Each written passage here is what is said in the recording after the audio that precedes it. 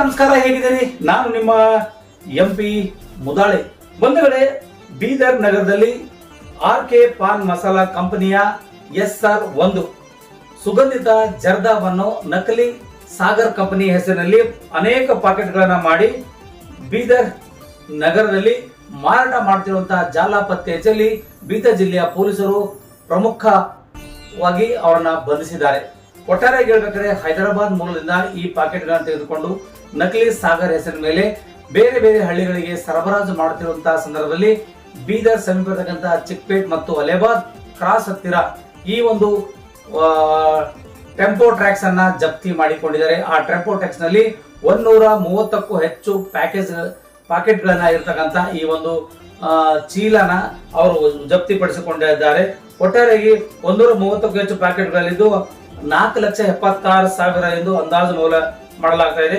ಈ ತಂಬಾಕು ಮತ್ತು ಕೃತ್ಯಕ್ಕೆ ಬಳಸಿರುವಂತಹ ಟೆಂಪೋ ಸ್ಟ್ರಾಂಗ್ ಅಂತಕ್ಕಂಥ ವಾಹನವನ್ನು ಕೂಡ ಜಪ್ತಿ ಮಾಡಲಾಗಿದೆ. ಅದರ ಅಂದಾಜು ವೆಚ್ಚ 5,56,000 ಅಂತಕ್ಕಂಥ ಮಾತನ್ನ ಇಲ್ಲಿ ಜಿಲ್ಲಾ ಪೊಲೀಸ್ ವರಿಷ್ಠಾಧಿಕಾರಿಗಳು ಪ್ರಕಟಣೆಯಲ್ಲಿ ತಿಳಿಸಿದ್ದಾರೆ. ಒಟ್ಟಾರೆಯಾಗಿ ಈ ತರದ ನಕಲಿಗಳನ್ನ ಸಾಗರ್ ಗುಟ್ಕಗಳನ್ನ ಮಾರಾಟ ಮಾಡ್ತಿರೋ ಜಾಲ ಪತ್ತೆ ಹಚ್ಚಲು ಬೀದರ್ ಜಿಲ್ಲೆಯ ಪೊಲೀಸರು ಯಶಸ್ವಿಯಾಗಿದ್ದಾರೆ ಅಂತಕ್ಕಂಥ ಮಾತನ್ನ ಹೇಳ್ತಾ ಅಂದಾಜು ಮೌಲ್ಯ 10,26,000 ಮೌಲ್ಯದ ಮಾಲ್ ಜಪ್ತಿ ಮಾಡಿಕೊಳ್ಳಲಾಗಿದೆ. ಒಟ್ಟು 6 ಜನರ ವಿರುದ್ಧ ಪ್ರಕರಣ ದಾಖಲಾಗಿದೆ. ಈಗಾಗಲೇ ಒಬ್ಬರನ್ನ ನ್ಯಾಯಾಂಗ ಬಂಧನಕ್ಕೆ ವಹಿಸಲಾಗಿದೆ ಅಂತಕ್ಕಂಥ ಮಾತನ್ನ ಜಿಲ್ಲಾ ಪೊಲೀಸ್ ವರಿಷ್ಠಾಧಿಕಾರಿಗಳು ತಮ್ಮ ಪ್ರಕಟಣೆ ಮೂಲಕ ತಿಳಿಸಿದ್ದಾರೆ. ಇದೇ ಸಂದರ್ಭದಲ್ಲಿ ನ್ಯೂ ಟೌನ್ PSI ಆಗಿರ್ತಕ್ಕಂಥ ವಿಜಯ್ ಕುಮಾರ್ ಅವರ ನೇತೃತ್ವದಲ್ಲಿ ಈ ಒಂದು ದಾಳಿ ಮಾಡಲಾಗಿದೆ.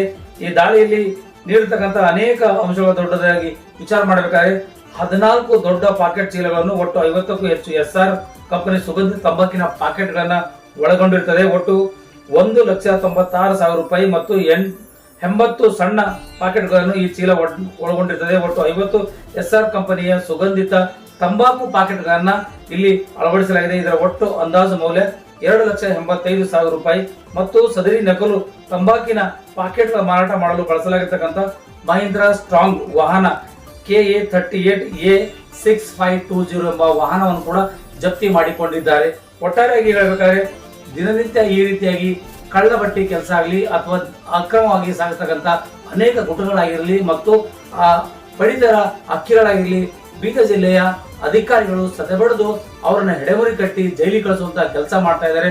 ಒಟ್ಟಾರೆ ಹೇಳಬೇಕಾದ್ರೆ ಮೊನ್ನೆನೂ ಸಹ ಸಾಗರ್ ಕಂಪನಿ ಹೆಸರಿನ ಮೇಲೆ ನಕಲಿ ಸಾಗರ್ ಪ್ಯಾಕೆಟ್ಗಳನ್ನ ಇದೇ ಠಾಣೆಯ PSI ನೇತೃತ್ವದಲ್ಲಿ ಹಿಡಿಯಲಾಗಿತ್ತು. ಆದರೆ ಇವತ್ತು ಕೂಡ ಖಚಿತ ಮಾಹಿತಿ ಮೇರೆಗೆ ಜಿಲ್ಲಾ ಪೊಲೀಸ್ ವರಿಷ್ಠಾಧಿಕಾರಿಗಳ ಪ್ರದೀಪ್ ಗುಂಟೆ ಅವರ ನೇತೃತ್ವದಲ್ಲಿ ಈ ಒಂದು ದಾಳಿ ಮಾಡಲಾಗಿದೆ.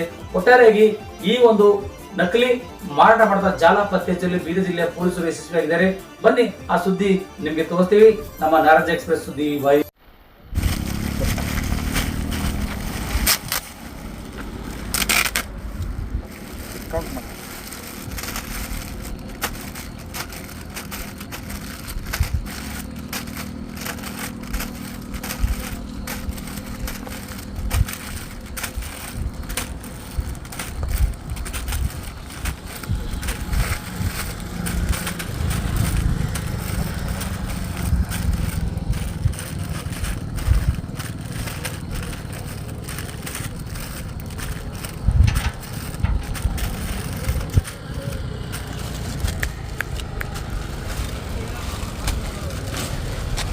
चलो